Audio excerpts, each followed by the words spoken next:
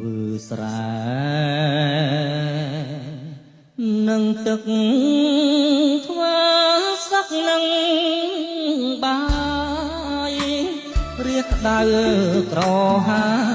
យរងទុកកាយថ្ងៃទាំងសំបែងក្របខ្លោងយន្តហងបាញ់រាំងមិនលែងចោលថៃគ្លៀងក្រៅកោតរឯងខ្លែងប្លន់សៃមា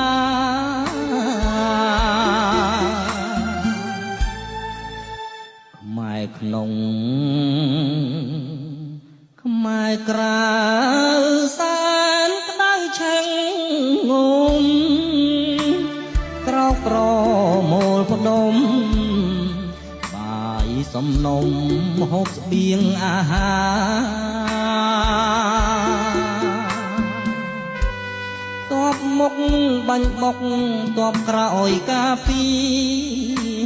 សាមគ្គីស្រ័ងដៃគ្នាកាពីដៃ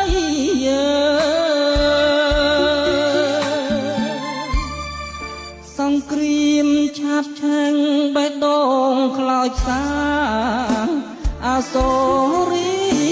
ខែមរាមត្រូវសៀមប្រហាបាញ់រែបំប៉ាង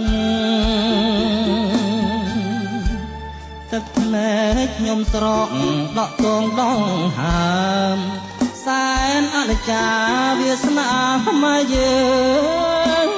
ដោយត្រូវភ្លើងចូលស្រុក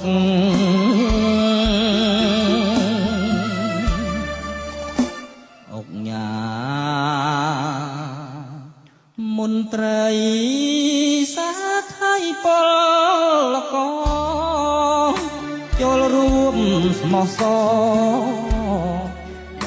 រិច្ចាគធម៌ជួយរាភិសឹកបញ្ជូនគ្រាប់ស្បៀងទៅហ៊ានជួមុខនាំស្បៀងសមរកត្រៀមទុក